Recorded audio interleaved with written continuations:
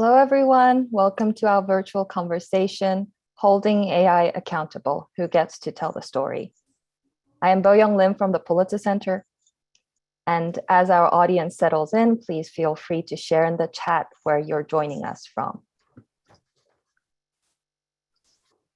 Before we get started, I would like to take a moment to say that our thoughts are with those who woke up this morning to the sounds of explosions and air raid sirens in Ukraine. The Pulitzer Center is proud to co-sponsor this event with Northwestern University's Computational Journalism Lab in the School of Communication and the Medill School of Journalism, Media, Integrated Marketing Communications. We are grateful for our partners for collaborating with us on this special occasion. We are thrilled to present a stellar panel today as we kick off our AI Accountability Network.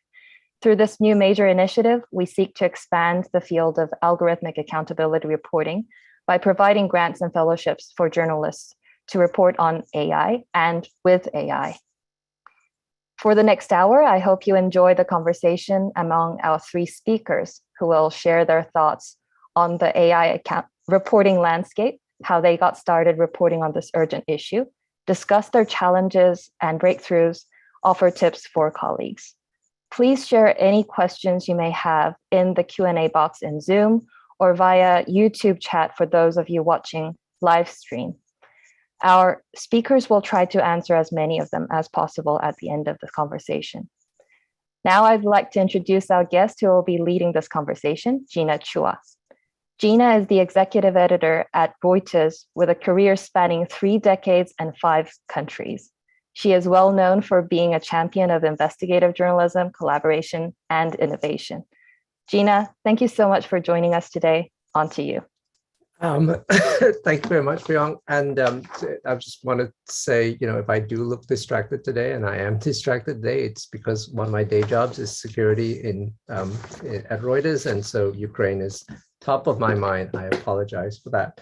But I will focus on this because this is a great topic. And as Bo-Young points out, the topic name is Holding AI Accountable, Who Gets to Tell the Story? It is, in fact, a trick question because the answer is all of you do. And that's because they've launched their AI Accountability Network. Bo-Young will talk about it a little bit later. But really, the whole point of this is to make sure that more people are thinking about this as a subject.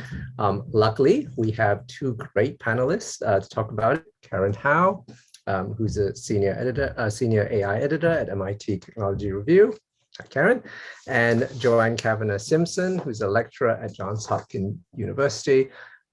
Those titles, mean what they mean, but really the point is that these are really, really smart people who have done this work and are deep steeped in it and can bring you a lot of insight and tips and thoughts about how you might want to tackle a topic which I think some of us think can be difficult to cover, can be difficult to explain, and can be hard sometimes to bring to life. So that's really the question I want to start off with to both of you, which is, why don't we cover AI more in our daily lives, in the coverage we do?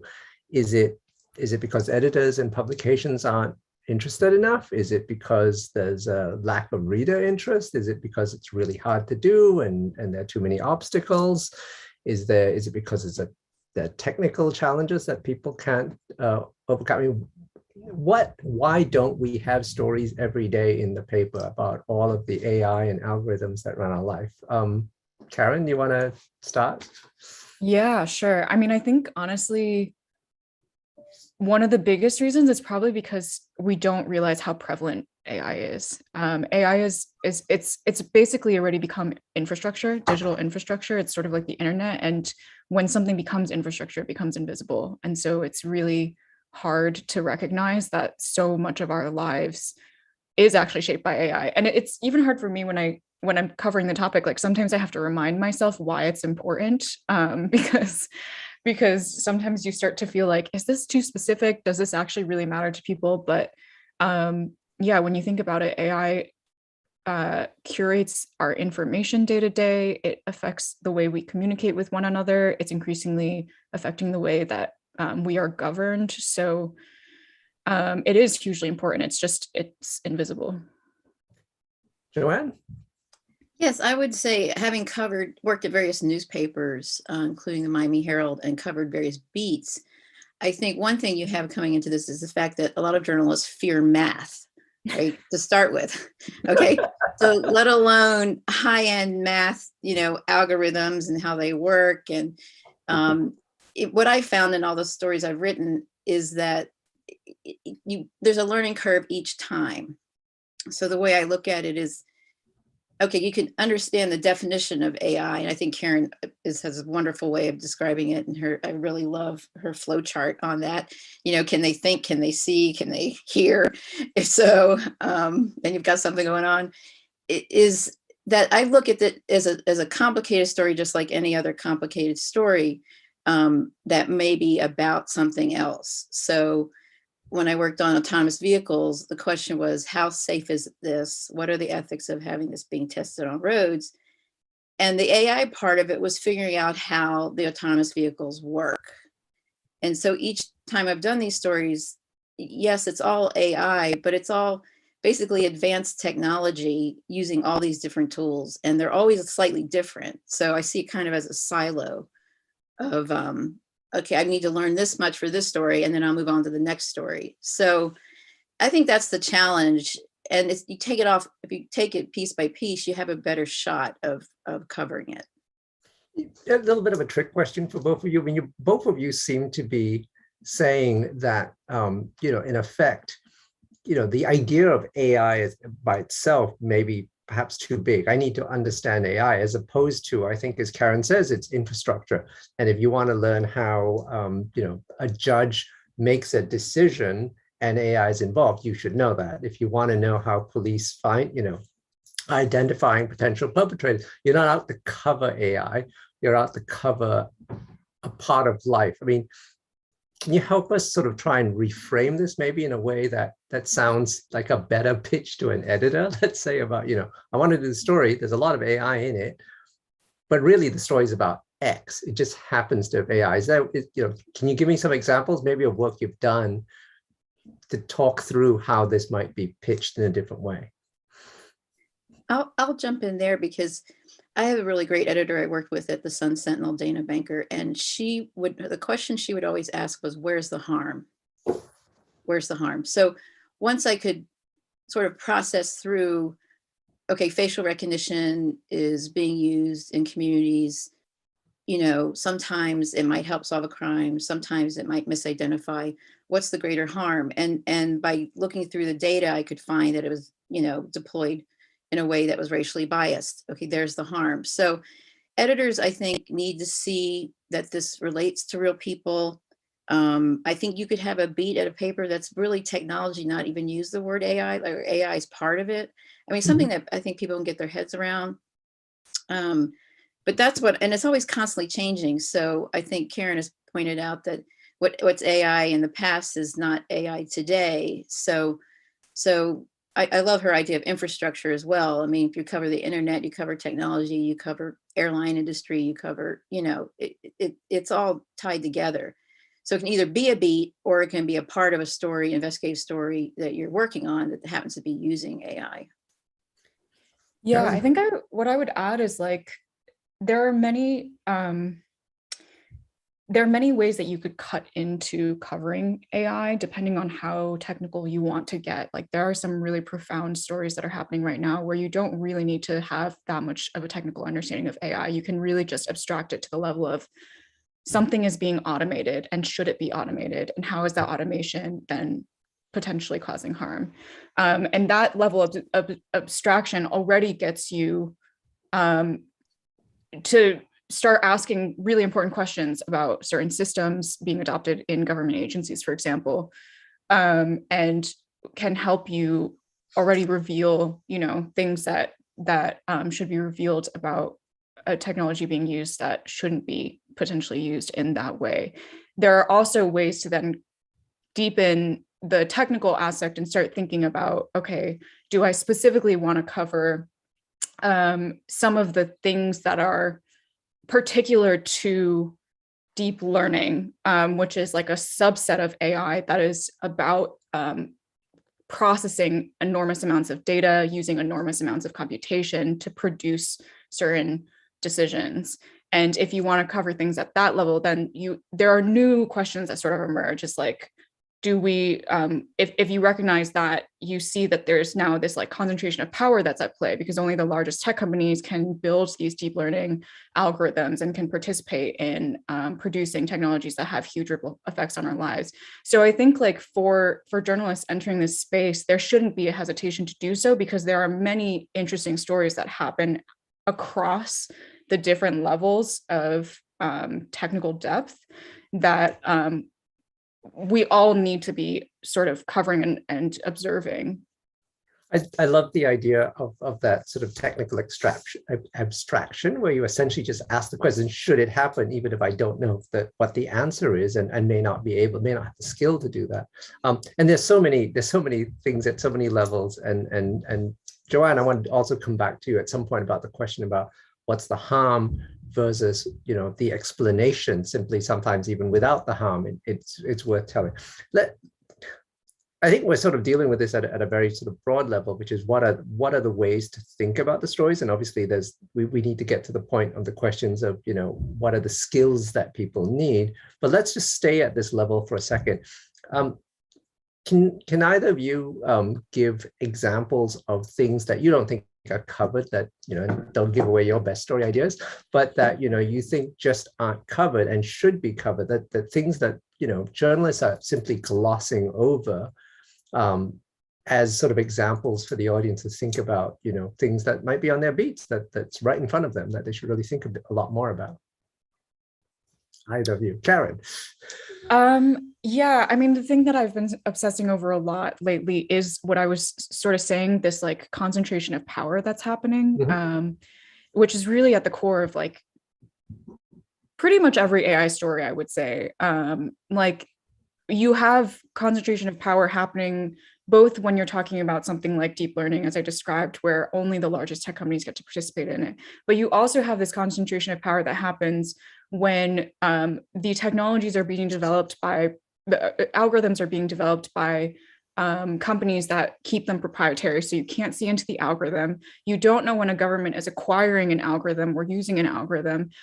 You don't know if you are, an Uber driver and you're being managed by an algorithm. You have no idea what the logic of the algorithm is. And so there's sort of a concentration of power that happens with the impenetrability, the multiple levels of impenetrability that's happening, and the lack of transparency. And I don't know that we're spending enough time as journalists covering that. But when you start to think about it in that way, you realize that it is like the canonical journalism beat. Like, because ultimately when we're covering things, it is about holding power accountable. So the fact that there is this huge amassing of power right now in various different levels of society is something that I think we need to open our eyes to. I think it's a great simple question, whatever it's you're covering, to just ask the question, has somebody acquired an algorithm here? Is that built into a process? Whether you're covering the IRS or the local police department or a company, it's just like a pretty basic question to just start, did a machine substitute for a human here at some point, and what is the machine? And I think, frankly, that question of who are those, where did they buy that algorithm or rent that algorithm from, is part of a question of amassing, who are the players. Joanne, what are your thoughts on stories that we're just missing? Oh, I think they're everywhere, and because it is everywhere. These are consumer stories, they're sexual harassment stories, they're justice stories, they're abuse of power stories, they're government, police, corporate, economic. And I think one thing you do as a journalist is you follow your instincts. Is something bothering you? Does something not seem right? And I'll give an example. And I mean, there are other ways. Pay attention, read, all of the things we'll probably talk about later. But I was booking a flight and it was out to most of the way across the country, nonstop. And the flight was changed from 8:30 arrival to a 2 a.m. arrival. And I'm thinking, like, who would do this? When I called, they're like, that's a terrible flight. I said, I know. And basically it's an algorithm deciding that flight path, for some reason, and I've since looked it up. I'm like, okay, this bothers me. There's something wrong here. And if they're reducing routes in order to save, because they're not used as much, I can't imagine that the 8 p.m. arrival wasn't more popular than the 2 a.m. arrival. So when you and that seems like a small thing, although it's not that safe having all those people drive home at 2 a.m. either. It just kind of gets you, onto a track. So like even this morning, I'm looking up, okay, how are airlines using AI? How are they using it with safety? How are they using to save money? How are they using to reduce routes to smaller, basically creating equity issues to smaller towns? So to me, it's like, you kind of can, like Karen says, assume that an algorithm might be involved, and assume that basically humans are outsourcing this continually to robotics of some kind or another. And this is all kind of in test case scenario. They're just rolling it out. Technology rolls out, they use it, and then we look at law and ethics and, fairness and all that. So just follow your instincts, I think, as a reporter. Another undercover story. So go out and do the airline story, because I probably won't. If somebody wants to do that, I think it's a good story. I would do it, but I got other things. Just keep paying attention, because I saw this story in this very small publication, I think the Southerly, and it's a group of moms stop a crypto mine from building next to an NC school, because crypto mining buildings or facilities are creating extensive noise pollution in rural areas in the South. Okay, there's a bigger story, right? Just knowing that, reading about this group of moms, of course, they're great to focus on, go hang out with this group of moms. But the fact that I've long looked at, how basically technology has this aura of infallibility. There's the idea of techno-solutionism. But every time you look, you have to see, okay, well, what are the impacts of this? I didn't think of crypto mining causing noise pollution. There's a story there. Find out how big that is, how much of a problem it is, what the issues are. That's how I think you can basically find it everywhere you look if you're just paying attention. I just want to add, I love that point that Joanne was making about, like, you'll go through life and you'll realize that there's like AI around you. I actually, like a couple months ago, I had to access my tax documents with the IRS, and I'd done that before, but this 2 months ago when I was doing it, it was the first time that it suddenly asked me for my face to like let me access my tax documents. And even though I literally cover this beat, it like didn't really dawn on me that it was a story. But I was like sitting there, like trying to get it to recognize my face, and it wasn't recognizing my face. And it like wasted an hour of my time. And I was just so angry. And then 2 weeks later, I think it was like the Washington Post wrote a story about how like the IRS is now using this technology and like the ethics behind it. And I was like, oh man, I totally should have thought of that. But yeah, it's like, being like curious and observant about like the ways that it's infiltrating your life is definitely a key to finding a bigger story underneath the tip of the iceberg.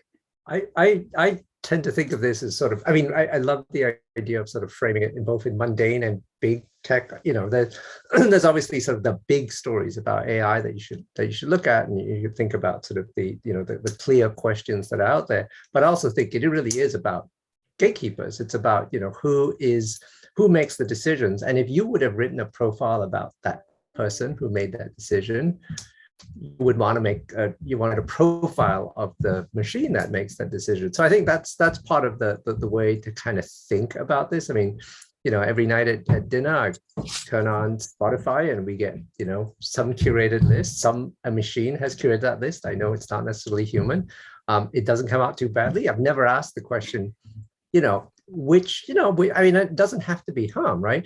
Which band gets picked, which one doesn't get picked is actually consequential to them, and those are interesting decisions. And so these are all kind of questions asked.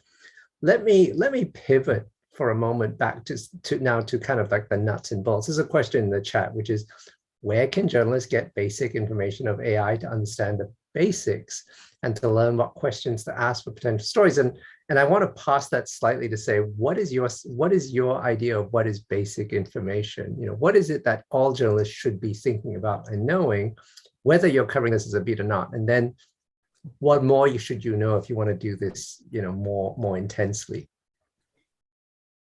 Yeah, I would say that the fundamental thing that you would start with is, I guess, knowing the terminology for different types of AI. Because we use, I think in the public understanding, AI refers to a lot of different things, but when you peel back which type of AI it's referring to, it does change the questions that you want to ask. So there's algorithms, which most often we kind of use it to mean AI interchangeably, but most often in like technical texts, if you're like trying to read through something, it means a rule-based system. And so that is sort of like general automation, where you coded up something, like a person decided we're going to follow this procedure. They then coded it up and codified it, and it's sort of an automated thing. But then you also have machine learning, which is when you're not actually coding up the rules itself. You're just telling the machine, here's some data, and you code up the rules. You figure out what the best rule set is. And then deep learning is like machine learning on steroids. It's like, you, instead of giving it 100 data points, you're giving it 1 billion data points, and then it churns out this sort of a similar, like a recipe for that. And I think there's like, so when I first started covering this beat, I actually spent a lot of time on like YouTube, just like searching these terms and looking at videos of like people explaining it. I read some like books, like one of the first books I read about AI, oh gosh, I'm now forgetting the name of the book. I'll drop in the chat later, but there's some really great books out there that also talk about just where AI is, how AI works and where AI is entering our society in terms of different sectors. So that can give you sort of like a base level understanding of where to start looking. And once you start looking, you'll start finding it everywhere, and it'll be sort of a snowball effect. But I think those are sort of the two fundamentals that you can start with. Joanne, what's your advice on this? Yes, I was just typing into the chat some lists of all the people I follow, all the publications I read, and the way they describe them. Essentially, and then books, talking about books. I actually, to be totally geeky, I have my pile of books back here, and I don't know if you can see them, but, you know, I read bunches of books, you know, and bunches and bunches and bunches of books. I got a pile, it's much higher than this. And actually, this is one of the best books to read, by the way, currently, is Jacob Ward's The Loop. This just came out. He's the NBC news technology correspondent, How Technology is Creating a World Without Choices and How to Fight Back. I don't know Jacob, so I'm not just, you know, promoting his book, but it looks, you know, you just do like any other beat. You read, you try to understand it. I think what Karen mentions about YouTube, and you know, just looking up, how do you define this? How do you define that? I wrote a whole thing on autonomous vehicles, and before I wanted to explain how they work, if I had to, I looked up again, how do autonomous vehicles work? Because when you do a story, you process it and you write it, and then you realize, well, how did I explain that? And it changes. All of this evolves. Is the other thing. It evolves so fast. So I mentioned some of the groups I follow: Axios Future, Wired, Intercept, Coda, Karen's podcast, which I'm going to start listening to, and Machines We Trust. And then the other thing is joining various journalism organizations like IRE, SPJ, IRE's NICAR, which is the National Institute of Computer Assisted Reporting. There's training sessions, there's materials. There are other ways to learn how this works. I fairly just like any other complicated story you do. Yeah. Sorry, go on.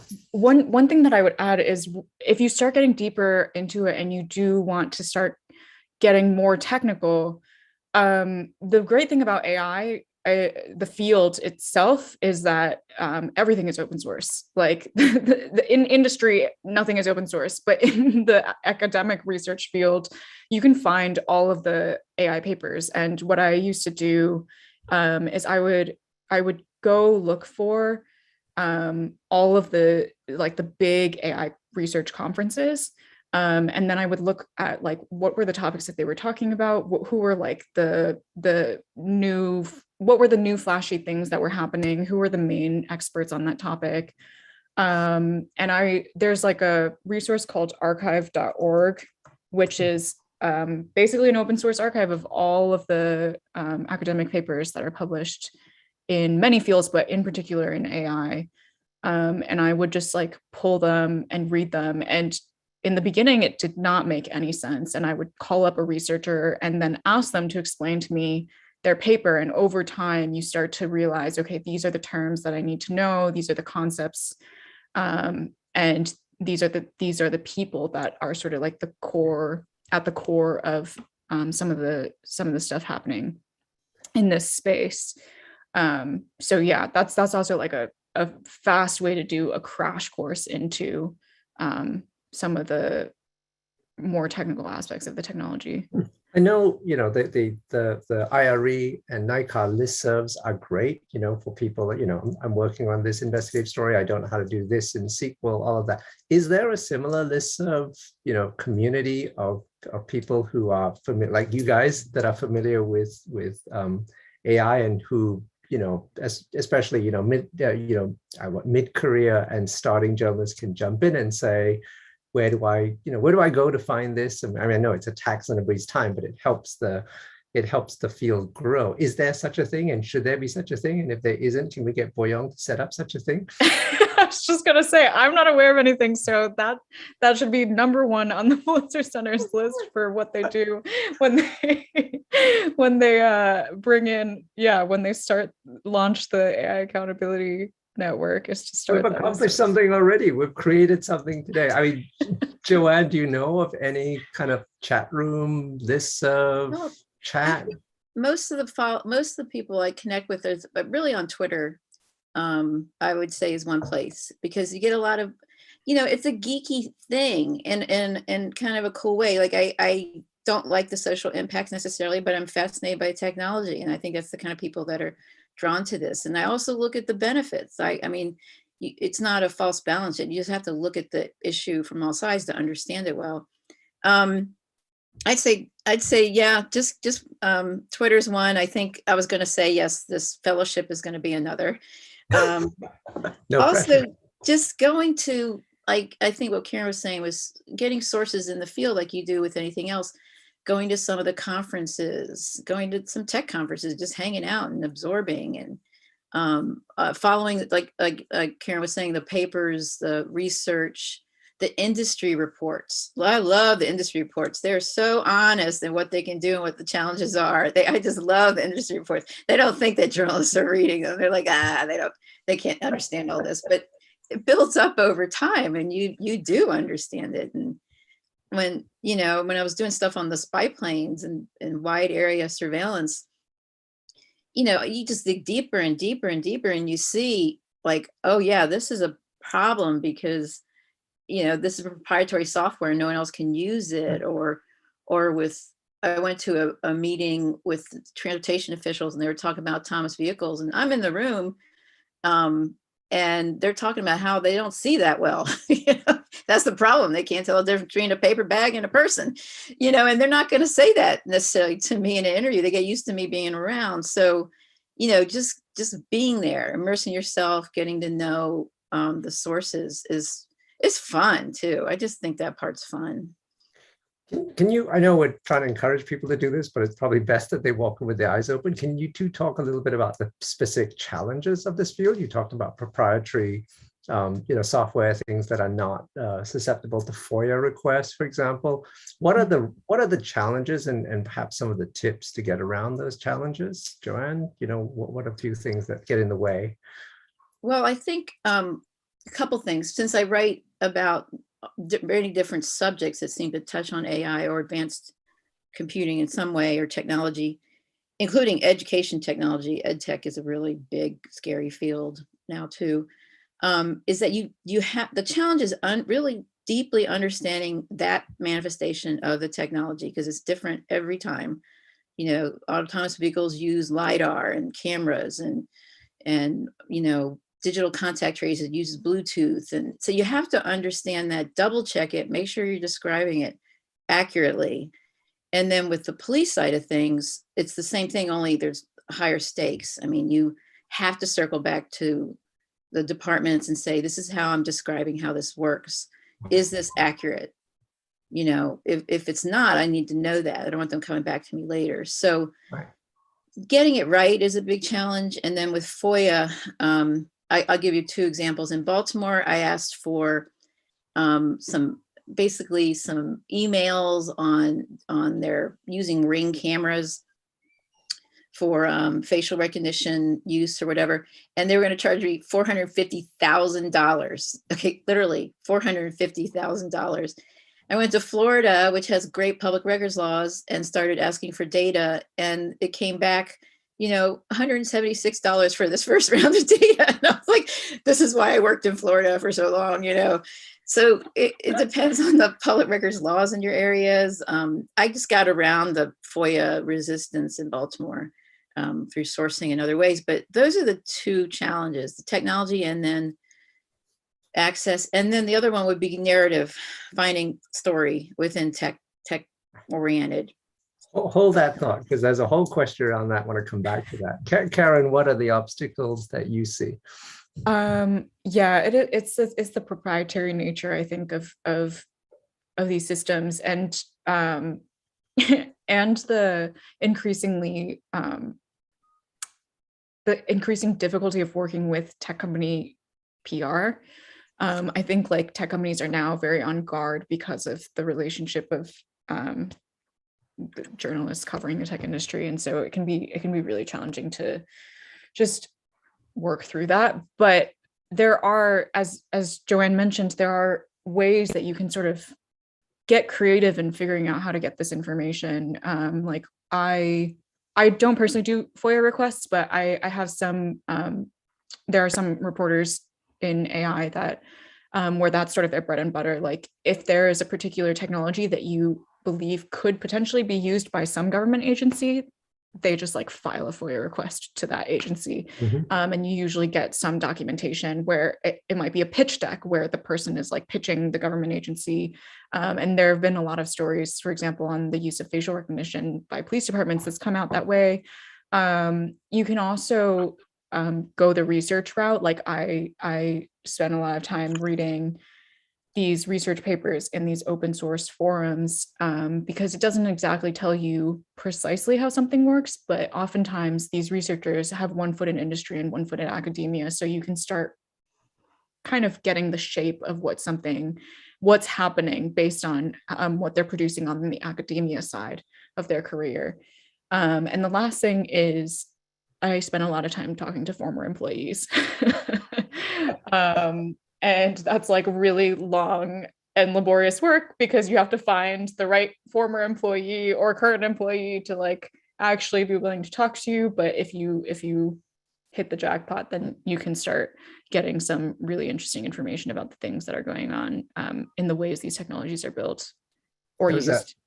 Great tips from both of you. I also just want to point out to people that there's a lot of comments in the chat which are great, which I'm not sure we'll get to all of them, but there's a lot of sharing there, which is wonderful. And I'm just going to volunteer that later on people can obviously get into this forum that Boyoung is going to create after this, and they can all talk more about it. I want to go back to Joanne's point about narrative, and it goes back to a question earlier on, which is how do you frame your stories? How do you make these stories truly relatable to people? And because we all know that we have to get through another gatekeeper first, relatable to editors as well. And, you know, in some cases, I think, you know, Joanne, in your work, you've clearly had sort of a lot of harm that you can demonstrate. And I think those are cases where it seems sort of much more of a slam dunk. I'm sure it was not that easy, but it seems like more of a slam dunk.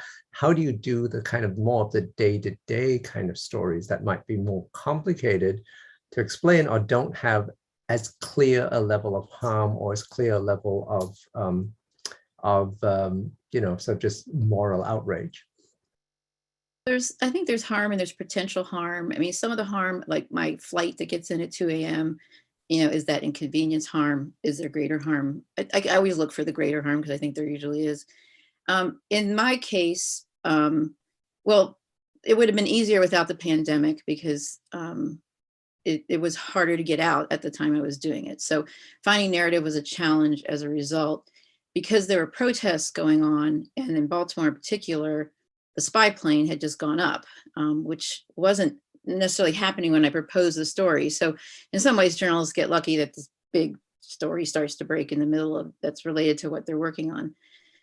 So I spent time at protests. This is at the height of the pandemic when everyone was worried. And you basically have to be out there. And so the narrative in that case was basically people being surveilled. And I go to all the places where people are being surveilled and talk to people about what that's like. In Florida, I wasn't, because of travel, I wasn't able to go for the first story. And that was all by phone. And I basically had to get people, I mean, I actually teach this issue and I like to do work with this. I basically get people on the phone and I get them to tell me what it was like at the Juneteenth celebration. And I find out exactly what food was there and what band was there and went like scouring Facebook pages to see all the images so I could describe the scene and get the music and what people post. And so you find other ways to bring in those scenic details, those stories, those images or moments or comments or quotes or photos that give you the picture of the scenario. So there are other ways to bring that in, but these were events that were happening. Now, I did the story on digital contact tracing and that was hell because it was really hard to find, this is wonky as it gets, right? And what I did was go back in history and talk about like the early public health surveillance in Egypt, and when they would start to quarantine villages in Florence and stuff that was kind of sexy in its own way. Plague stuff was always good, whenever you can bring in the plague. So that was my lead, was to basically go back in time and bring up these other cases, because otherwise you're just like holding up a phone, I mean, I don't know what, And then a lot of times, I think Karen probably knows this, we're writing ahead of the issue really becoming a big problem. So, because we're breaking it. So we don't have we just find it hard to find someone who's had a problem with it yet. Right. And that's another challenge, I think, of writing technology stories and finding that. Karen, how do you get around this problem? I think the biggest thing that I have started doing over the years is ultimately, when thinking about AI, it's actually, sometimes I like to say like automated decision-making is actually automated human decision-making. There was always a human or humans behind the creation of the AI. And if, as Joanne said, if we're writing ahead of like the harm being manifested, there's still plenty of people that were part of the creation of this technology or that are actively creating the technology that we want to know. Like, we want to know who they are and what they believe and what their quirks are, because all of those things are going to end up translating into the technology. So I think that's one of the ways that I've started approaching finding these human angles and these narrative angles, because the culture of Silicon Valley very much is embedded deeply in these technologies, and the culture of governments is embedded in the way these technologies are procured and then used. And there's always, as Joanne was saying, there's always historical parallels that can help you sort of predict or see ahead what the harm might be. Like with facial recognition being used by the police, you can look back at historical police behavior and the way that they've used technologies before to help you understand how now this new fancy tool might continue to perpetuate some of the patterns that they had, but perhaps at a greater scale. So yeah, that's sort of the way that I think about it, is like, who are the people that are making it? And then once we have more real world examples of it being used, who are the people that are impacted by it? I think that's a great point. Again, my analogy has been, if a new police chief comes to town, you don't have to wait to see how the police chief, you would interview the police chief, right? And if the police chief had a long history of racist statements, despite having perhaps not done it, had not started the job yet, you would want that in a story. And so it'd be kind of the same thing. You want to understand. There is a slightly more technical question, though, which is like, to what extent do you explain the technology to people? You can write a story that says, there's this technology that does facial recognition, and trust me and trust the experts, it doesn't work very well. And here are the examples. But do you need to explain the technology? Should you explain the technology, and how much of it can you do, or should you do? And I guess it's partly a public service question as well as a practical question, which before the reader's eyes glaze over. And to what extent do you think that the readers should know this stuff, because it is part of their world and they should think about it? So you go first, Karen. I think you should explain the technology when the mechanism of the technology was what led you down to asking certain questions. And an example in my head is like, with deep learning, particularly the like large scale data, large scale computation, there's like this huge industry that's emerged from this need for all of this data being curated and cleaned before it's actually trained by these algorithms. And there are people that are actually doing that labor. And in covering that industry, like the data annotation industry and the people in that industry, I think you need to sort of explain to readers, at least in one sentence or two sentences, why this industry emerged in the first place. You want to create the connection between the need for a broad base of cheap labor with this like hunger that these deep learning systems have for cleaned annotated data. But beyond that, I don't think there really needs to be that kind of explanation. It's really just enough to get the reader up to speed to what you were thinking in terms of how you found the story, and then it's really just focused on the people. Joanne? Yeah, I think coming from a news background, a newspaper background, they really want to know at least one paragraph, right, on how this works. And so you'll see a couple of my stories. I pulled them out because I don't know. I knew this was going to come up. One of them is, the premise is simple, which is bull, because it's actually not that simple. But digital contact tracing apps use GPS or Bluetooth technologies to notify smartphone users, right? And then in facial recognition scans, and again, I get this from industry reports, not just what other journalists write, because they could be wrong. I mean, not that you copy it anyway, but the technology scans people's faces for biometric markers, spacing of eyes, or width of nose for possible matches. And then the report says, oh, but the problems is it low light scenarios or lookalike faces, twins, and then the most important one really was a brand new well, it's Battlefield, not fully brand new, but was the wide area surveillance, persistent surveillance, the spy planes. And that was really, a lot of journalists did not go deep on how to understand how that works.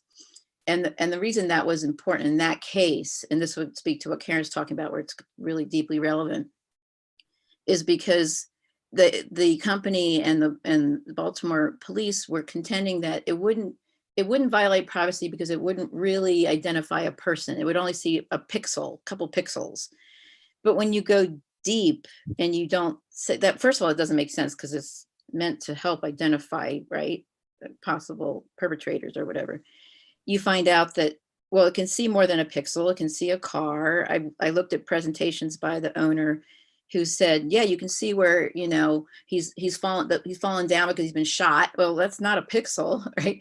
And then there's this proprietary software that they were using called iView that basically, links up all the different inputs from all the different security cameras, all the different surveillance, doorbell cameras could be there at some point, license plate readers. This is much more complex than it's being put out to the public. And that's where the journalist of any kind can just start digging. And this is investigative journalism too, to some degree, or explanatory, can dig in and see, okay, what is really going on? And I think that's one thing that we're taxed with doing. Can I, because you mentioned explanatory and investigative, I think it's sort of an interesting point to push on for a second. And you've talked about where's the harm. To what extent do you think that that clearly where there's harm, I think there's no question that that's a great line to pursue. To what extent do you think just simply explanatory stories are important? You need to know this. You need to know that a system was developed by company X that does this, that governs your access to whatever it is. We don't know that it's good or bad. It hasn't changed anything. It's replaced this human that used to make this decision. We don't know if it makes better decisions or worse decisions than that human. How important are those as stories? I got to say, they don't sound sexy, but it does sound like an important way of telling, of explaining the world to us, which is not a small thing to do. I mean, Karen. Yeah, I do love explanatory stories. I think so I've been covering AI for 4 years, and probably the first 2 years I mostly focused on writing explanatory stories, actually, and over the past 2 years have started doing more investigative stuff. But the explanatory stories, I think what it helps achieve is it gives the public their own capabilities to start looking for this stuff themselves, which I think is just as important of a service as revealing things through investigative work. And those stories were some of my most widely read stories, because people really want to, like the flow chart that Joanne very kindly pointed out. Like that was actually, I drew that flow chart to explain it to myself. And then I was like, maybe this might be useful for some other people. And it was read like 500,000 times because people wanted that information. They want some simple tool to help them navigate through the barrage of information that they receive as well. So I do think that there's a very important role for explanatory stories. Right. Yeah, I think the harm question really applies probably even more so in investigative journalism in particular, because you're spending time and resources to do that. And sometimes at the beginning, you don't know what the harm is yet. You know that there's something not quite right. And you have to actually do the reporting to show that. I think explanatory writing is also science writing, technology writing. I'm a science essayist, science writer. I teach that. And often that is either explanatory or it's kind of covering the crossover between the human experience with the technology and then sort of how it works. So there might be a more personal story there, or a profile of the scientists or the creator of this new technology. And then like the upside, there's a story I was reading, I guess it was Time magazine, about an individual in, I think in Hong Kong, who was creating, using AI to determine food waste. And he put this sort of reader in the top of a trash can at all these hotels, and they'd figure out which food was being wasted most often to save money, So it's not all bad either. You have to remember that. I mean, I'm sure there's some way that could go awry. I'm not sure yet, but that's my other instinct. But nonetheless, that's not a harm story. Obviously, that's a profile, or maybe even, I focus on solutions journalism, like what solutions are out there for any of this. You want to go in with an open mind, even with something that has so many potential problems such as AI. You want to go with an open mind. The one way I approach these stories, and when I approach sources that might be kind of worried about me writing, is that I want to know what you see as the benefits and the challenges. And I did that a lot with the police in particular. And some of them really wouldn't want to talk about it. And then a couple of them did. And that was important for me to see what they saw as the benefits and the challenges, because that's a reality. That's their reality. That's on the streets reality. So that's another way that I approach that without it always, like anything new, technology rolls out faster than we know what to do with it. So the harm is almost endemic to some degree, but it doesn't always turn out that way. No, I love the framing of the question around benefits and challenges, which is sort of really kind of thinking about it's new. It's not necessarily bad. It's just new. But what's bad about it and what may be good about it. We're running really quite. There's one thing that I did want to get to, and I know there's a zillion questions. A lot of them are sort of fairly personal around like what do you think are the best stories here and best stories there, and I want to try and find a way to get that to the people. But I wanted sort of the slightly broader question, and I don't know how international this audience is, but I think, one of the questions that does come to my mind is, we talk a lot about this from sort of a US context, but understanding that the US is not necessarily the center of all the AI development in the world. China is certainly making a lot of progress. To what extent is this sort of both sort of a global beat and the challenges of trying to cover this as a global beat with global players in the scheme of things? It's absolutely a global story because AI crosses borders. It's going back to the idea of like AI as infrastructure, AI as the internet. Like the internet also crosses borders, and there are a lot of phenomenon that happen when you zoom out to that global view, like in thinking about data collection and data labeling and the export of algorithms, like all of that's happening in different countries. So whose data are we actually collecting and extracting to build these technologies? Who's subjected to this data annotation work that can be really tedious and very low paying? And where are the technologies built? And then where do they get sent? And how does the lack of understanding or the lack of comparison between those two environments cause harm in the place it's sent? An example being like, I think the Pulitzer Center funded this really great series from the AP where they looked at ShotSpotter, which is a technology that supposedly can detect gun sounds. And that was developed in the US and it's being used in South Africa now, for example. So like, what are the implications of that? Are the people developing ShotSpotter, have they ever been to South Africa? Is the sound environment the same? Are the weapons that they're using the same? What does it mean if none of those are the same? So it very much is a global story, and there are some really, really important stories, I think, to be told at that level. Go ahead. And a lot of this is just being outsourced. So there's stories there. I mean, the different countries have different levels of privacy protections. So and different levels of like what access you can get to data. I mean, the GDPR in Europe makes that a little harder. They don't have the same public records laws necessarily. The idea of privacy changes. So there are a lot of challenges as a reporter. And then there's also, I think Time Magazine had a piece, which I haven't read yet, but it's about people working in Africa. I can't remember which nation, and they're being paid basically, I don't know, $1.50 an hour to look at the worst things on the internet. Like it's this total abuse situation, essentially, right? So, and then silicon and the environment, and what do we do with all the tech waste, e-waste, and so all of that comes in.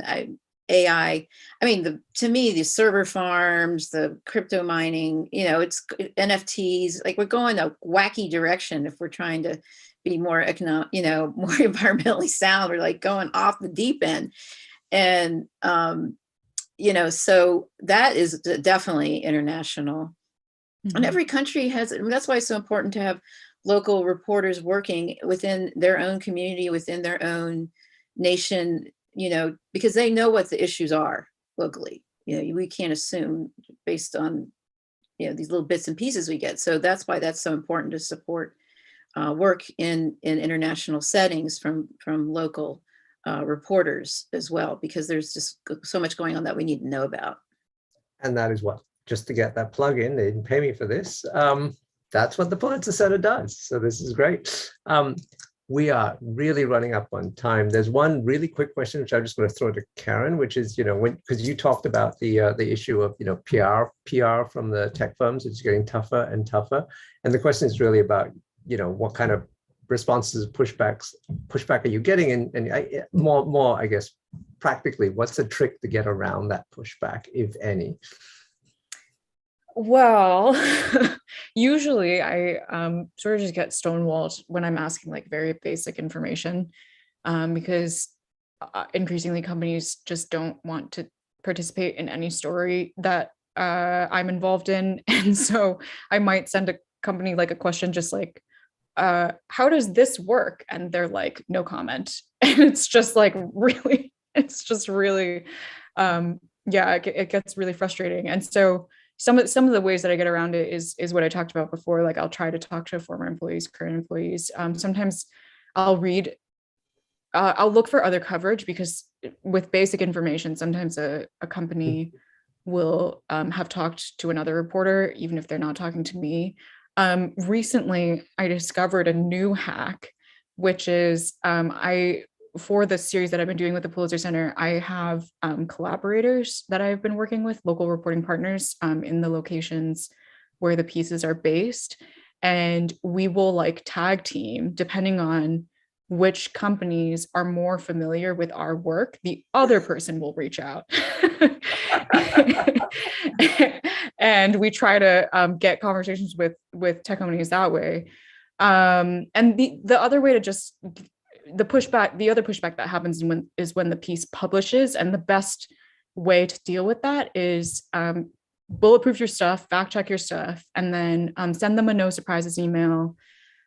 Just make sure that you have all your bases covered. So when the pushback happens, you are 100% confident that their pushback is not going to actually undermine the accuracy of your story, even if they try to attack you as an individual. So we're right up on time. I want to give some time back to Buyong, but I want to, so and I know we talked about different ending question, but I will get a really quick lightning round question for both of you, which is for all the people that are watching here right now, what is the one thing you would want them to do after this to get into the game? Just one piece of advice that they can do right now, today. What is it? Karen, what do you want them to do? Whatever your beat is right now, just start thinking about how it could intersect with this. Are there things that are being automated in the industry that you cover? If you're like covering government, what is the agency potentially using that could have AI in it? Because I almost guarantee you that you're going to find something, and then start learning a little bit more about that and see if you can figure out a story to pitch to your editor. Okay. Joanne, I'd piece say, of advice. real fast, will the chat be available in the recording, because there's such great resources here? Yeah. Patricia did a great resource about AI in journalism, put a Google Doc. Start checking out what we just shared here today. Join, SPJ or IRE if you can. Join some organizations, because they're constantly are educating and sharing. That would be my first step. And then, just reading some of the stories about AI, see if there's something that rocks you. Okay. Thank you. Thank you so much, both of you. It's been great. I wish we had another hour, but we don't. But Buyong, we have 2 minutes. I'm giving it back to you. Thank you so much. This was a terrific discussion. Thank you for the speakers, and especially Gina for leading this conversation. Quickly, just before we say goodbye today, I wanted to invite you all to take advantage of the opportunities that are available on from the Pulitzer Center. As I mentioned earlier, we have launched the AI Accountability Network. Call for proposals are now open for the AI Accountability Fellowships until April 15th, and the machine learning grants applications will be reviewed on a rolling basis. So anytime you're ready, just send the applications our way. And last but not least, we had a lot of discussion about making an AI listserv. Thanks, Gina, for bringing that up. If it's not a listserv yet, but if you would like to receive further updates about our AI initiatives, and we will figure out a way to share resources in the future, please take 5 minutes of your time to help us understand your needs on AI reporting by filling out the survey link shared in the chat. And lastly, thank you so much, everyone, for joining us today. Have a great, wonderful day.